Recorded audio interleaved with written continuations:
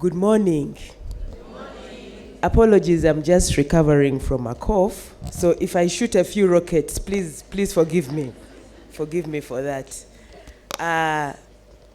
You're all looking amazing. Clap for yourselves. And African wear, allows you to be creative. And I see a lot of creativity in this room. Thank you for showing up. Thank you very much for showing up. I'll stand on the protocol that was already outlined. But first of all, I would like to thank the men who are in the room, not the service providers, the men who are in the room attending the conference. Can we give them a round of applause? And thank you very much for coming. Thank you for supporting us. Thank you for showing up for us in this journey. So it's really a pleasure for me to be here this morning. And it's not every day that I speak to a room full of brilliant, ambitious, beautiful women. So I'm also feeling very empowered being here right now. It's not often that I get to talk in these spaces. And Goretti, thank you very much for inviting me for this event. And I think in the next event, Goretti, capital markets must be here. Yes, I think we would like to join this association as well. So I would like to just start by saying, why is this conversation even? Why are we even having this conversation in the first place? And Patricia did put out her numbers out there, and that clearly explains to us why we should be here. If we are about 53% when we enter the bank, and then at the top we are only 24 whatever percent, there's reason for us to be here to see how can we claim that space, more people at the top. And it's not that when they say that the space is, up there is lonely, that we are saying don't come. We are actually saying come quickly. We are lonely, come quickly and give us company. That's what we are saying here. We are not saying that don't come because it's lonely. No, we are saying we need a lot more of us up there. So I won't go into the numbers because this has already been talked about. But as you know, numbers don't lie. The numbers have showed it. We need to increase our occupants of the space out there. And indeed, the pyramid is narrower as you go up. But let me start by introducing to you a phrase that we usually talk about. It's about the broken rung. And you know what a rung is? The things of the ladder. Usually, at the bottom, once you join, there always seems to be difficulty in moving from the entry level into the manager levels. And that's where we talk about the broken rung. And the sad reality is, and as we saw from the numbers, is that women are usually skipped for promotion. And there are a number of things that may contribute to that. But I think it's for us now to sit here and see what can we do about putting back that rung so that we are also able to climb up. And once you miss that opportunity, it becomes even more difficult for you to climb, because that is the first step that you need to take in order to get into the spaces that we are talking about. I think Paulina talked about the numbers,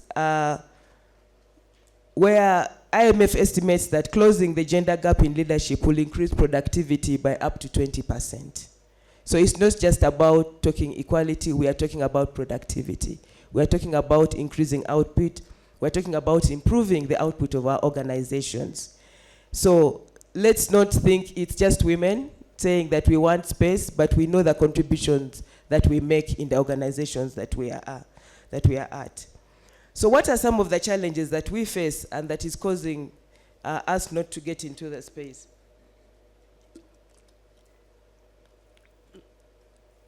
First and foremost, we all know that gender biases and the stereotyping.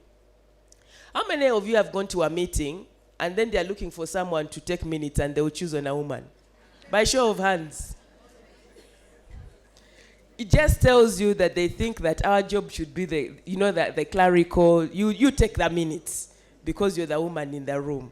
And sometimes it looks very subtle, but for me, I'm very good at picking out these things. Why do you want me to take the minutes? I mean, you take the minutes. So sometimes these gender biases, we have to call them out at the point at which you experience them. Don't wait for later. Because then, if the moment you agree once, for example, to take those minutes, you will take them forever. Yeah? So sometimes we should be able to just assert ourselves and say, this stereotype, the moment you pick it out, speak out about it, be bold, don't keep quiet.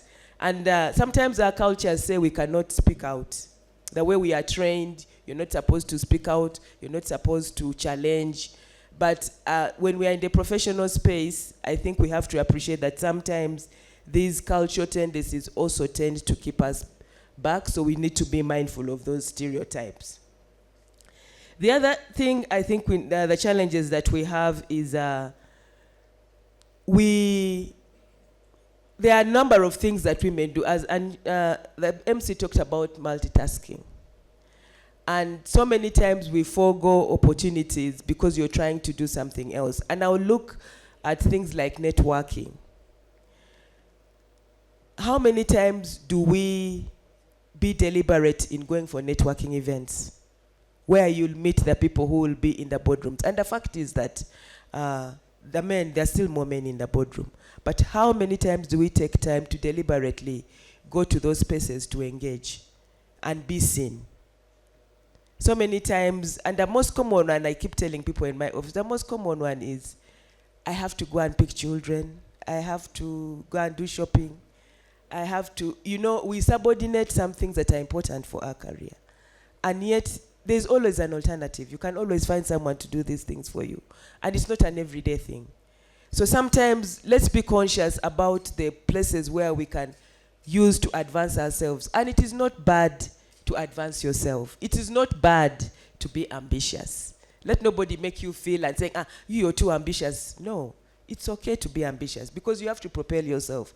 And I think in the speaker's speech, she said something about you have to love yourself first. You have to be your own champion first.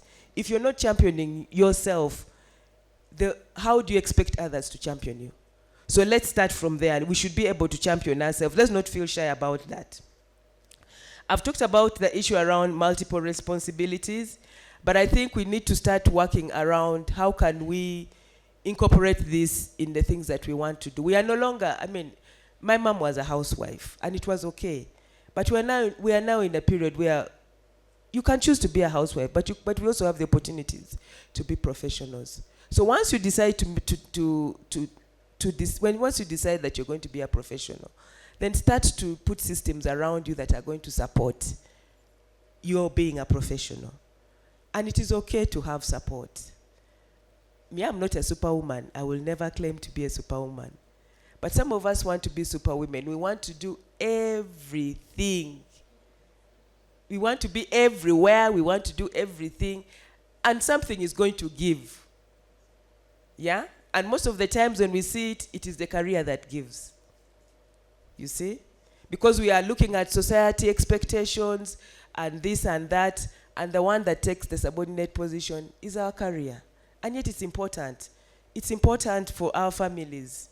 Yeah? It's important for, even for ourselves, for our own self-esteem.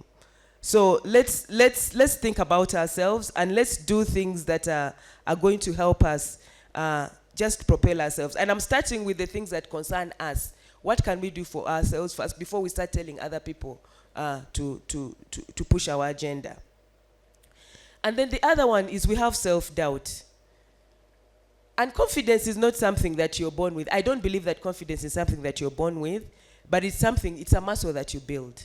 It's from the little steps that you take to be able to overcome that self-doubt. And it starts with small things like when you see a position, do you want to have 100% of the requirements, or are you okay with applying for it when you have about 70%? Some of you want to tick all the requirements before you put in your application. The men, just 50% of that, they will apply.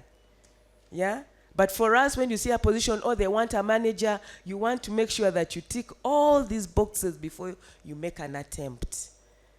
We are not perfect. So even when they put out those job adverts, they don't expect you to be perfect. So as long as you have a few of those things, give it a try. And that is how you now start to gain the experience and take advantage of those opportunities that are there. But if you're waiting to be perfect, my sister, perfection won't come. You'll wait for that position forever. Yeah? So let's step out of our comfort zones. Let's go for these opportunities when we see them. Because you'll only get that opportunity once you express interest. But if you don't express interest for these opportunities, you won't get them. Those who have expressed interest are the ones who are going to get them. Talking about our expertise, we are skilled, but sometimes we fear to showcase our expertise. They ask for volunteers for a project, and you're shy, you don't want to own up. Yeah? Let's step out of our comfort zone and offer ourselves for these things. Yeah? If they're looking for a team leader, say, I'm here, I'm willing to be a team leader. Yeah? When we go for any engagements in meetings, be sure to participate so that you are seen. Light your candle. We have candles which we should light and they will be seen. So don't feel shy to light your candle. Don't feel shy to show your skills. Don't feel intimidated. If you have the expertise, show it out. And then that's the only way they will see you. People in leadership are not mind readers. You have to show what you have for them to offer you that position. But if you think that you're going to be in your cocoon and think that, but then they will see, they will know. And the other thing then also, you must have people also who can speak for you, and we call them sponsors.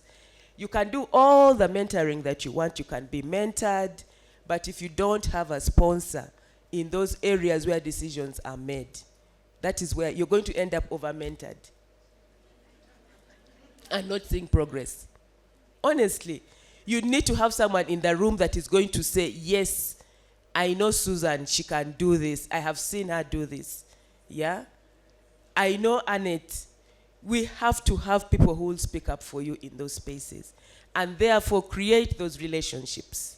Yeah? Have relationships with people in places that matter. Don't fear, because other people feel that, they'll think I'm a wiseacre, why am I talking to the MD, or why no. You're in the workplace, make yourself known, create those relationships. And it is those relationships that are going to propel you forward. And there are a number of women here who sit in boards. And if I asked, how did you get onto that board? There was skill, but there was a relationship. There was someone who knew that you could do that job, and they spoke up for you, and they put your name forward. So let's work on our relationships in the right places. I've talked about a support system. Please have a support system, have friends, have career groups where you talk and talk about your skills, how you can better your skills. Always have that group within your, have a group that you belong to career-wise that builds you, but also have a group that supports you social-wise, that is able to support you whenever you need that. And then let's stop asking for permission to speak. Sometimes in meetings, you see ladies have good ideas, but she's first whispering it to the neighbor. Who has seen that? They first whisper to the neighbor before they tell the chair. Why are you seeking validation from your neighbor? And sometimes the neighbor might be a man, and he will voice your point before you voice it. Yeah? So let's take our seats, let's present our issues. And I always like to also say that we did a program, Female Future program. And for me, my greatest thing was always have your elevator pitch. So when you meet someone, the things that you're going to be able to tell them in maybe about 1 minute when you meet them, always have that ready, because you never know who you're going to meet in the lift or in a conference like this. And I liked it when I think Goreti Zanu mentioned of the young girl who spoke to someone in the washroom, and she got a job. All of us should have that thing where you're ready. When I know what I want. When I meet this person, this is what I'm going to tell them. And those are the things that will capture people. And the next time they will see you at a panel, they'll say, this girl, this lady. Let's prepare ourselves for these opportunities, because the opportunities are for those who are ready. It's not luck. It's for those who are ready. So, excuse me. So please, let's prepare ourselves before we start to ask other people to do stuff, to do things for us. Then really, as women also for each other, how are we advocating for each other in key spaces? I've also seen women pull down other women. I've seen that a lot. Yeah? And we need to stop it. Sometimes we are our greatest enemies. You see a lady is being up for promotion, but the women are the one who are shooting it down. Please, let's advocate for ourselves. If you have something with against the lady, put her on the side and tell her you need to do this. But the moment they see us pulling each other in these spaces, we've already defeated our own cause. So let's lift each other up. Let's nominate ourselves. Let's encourage each of us to be visible. And I like Paulina saying she's available to mentor. For those of us who are able to mentor, let's mentor. Let's sponsor. Let's sponsor fellow women in these spaces. Yeah? And I think it's for us who are here to make it easier for the rest of you. It will not be fair if you guys also had it as hard as we had it. You see? It's our duty to make it easier for you people to climb. That is the best that we can give back to community. Yeah? So, for us, the women in leadership, we have to be intentional in promoting our fellow women. Yeah? Let's try and if it's a policy that needs to change, let's do that. Let's push for that. So that our children, we have daughters, so that the children who come after us, the people who are after us, should have it a lot more easier than some of us. And Paulina talked about some of the challenges that we have. Some of us have suffered sexual harassment. And at that time, you couldn't open your mouth because you'd be out of a job in a flash. You see? But now for you guys, you have the opportunity to talk about it. Yeah, you have the opportunity to talk about it, and there will be a committee, and there will be action taken. But at our time, those options were not there. Yeah? But it's because women in those places insisted that those policies are in place. So, and that's why I keep saying we must make it better. We must always make it better. And then also, how do we celebrate small wins? A number of people are appointed to positions in your organization. When do you celebrate as women and say, now we have a woman CEO? When do you come together as women and say, we celebrate you? Or are you sitting there feeling jealous and backbiting and saying, no, she slept with so-and-so, you know? You see? Let's celebrate these wins. Let's be visible in the things that we talk about. Yeah? Let it not stop to talk. So stop on talking. Let's be visible and do these things. Celebrate each other. If someone has been promoted in your department, and it's simple. Have tea, have coffee. Simple things that to show that we are happy for you. Yeah? And that's the only way once they get there, they will also remember that I need to pull up others. And then the Queen Bee syndrome. Some of us have that Queen Bee syndrome. And make it look like there's only one seat at the table for the woman. No. Yes, for the ants, there's a queen bee and there will always be one queen bee. But really, in our professional spaces, that Queen Bee syndrome, we have to drop it. Yeah? Yeah, we have to get rid of that queen. There's room. There's a lot of room. Really, there's a lot of room. So at an institutional level, what can we do?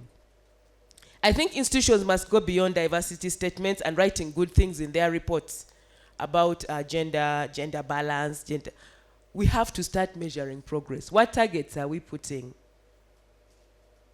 And I like the issue of the compact, the women empowerment principles. Of the 34 banks, how many have signed up for the women empowerment program, that compact? How many?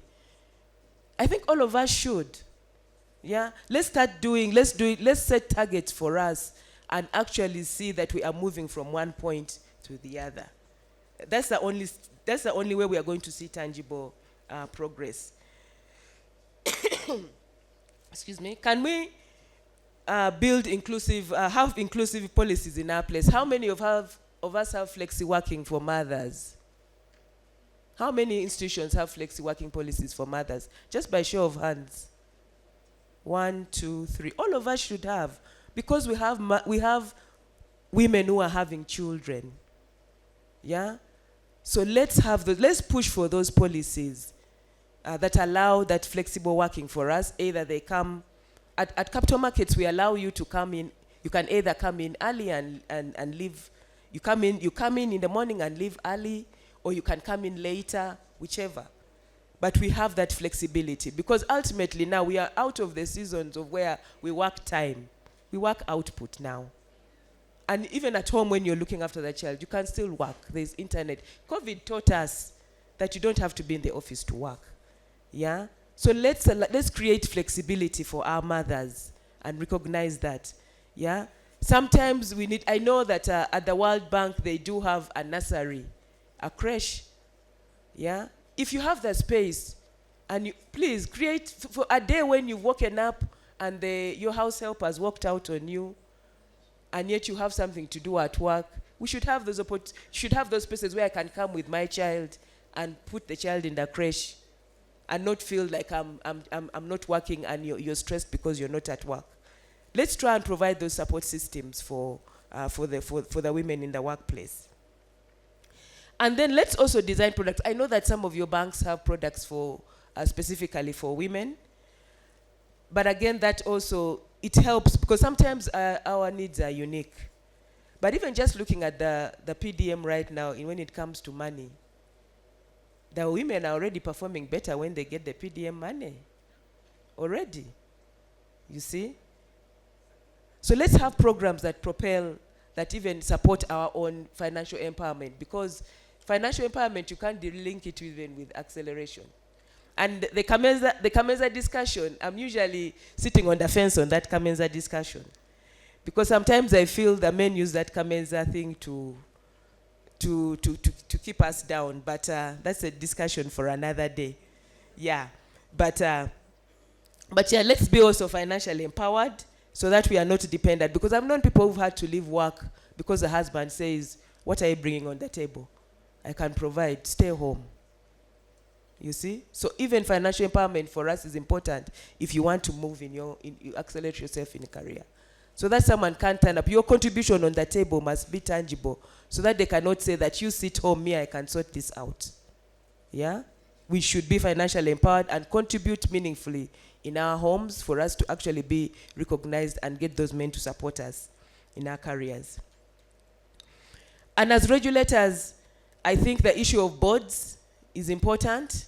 If only out of 230 something, only 87, I think for me as a regulator, I think there is space. There's something that we can do in terms of putting certain requirements, creating diversity for boards and having more women on the boards. And then issues around inclusive HR policies. I think we need to review our policies and make sure that they're inclusive. This diversity discussion, I don't know whether the US wants to jump out of it. For us in Africa, we are still in the diversity discussion, and in particularly in respect to women. We want more women, and that diversity still has to be championed. And I'm glad to say that at capital markets, for us, our EMT, which we call the executive management, is 50-50. And what amazed me even when I looked at the numbers is at the manager and senior level, it's 66% women. Yeah? So some of these things you have to, sometimes it looks selfish, I have to agree. Yeah, sometimes it can appear selfish when you're there and you're advocating and saying, no, me, I prefer I think we should take the lady. Yeah, but we are skilled. You know, I've seen really good women. But I've also been in discussions where they've said, but there are too many women in that department. Now when they start having children, what are we going to do? Or maternity leave. I've been in the room where those discussions are being had. And someone is disadvantaged just because of the fact that she's a woman and not because that she's what? She's not, and not because of her capability. Yeah, and where they choose a man and say, no, now there are 6 women, they are all between 30 and 40. How will we manage maternity leave if they all go? And that's why those other support systems to counter those kind of discussions are very, very important. So, to conclude, my call to action is, can we make gender equity a strategy, not a slogan?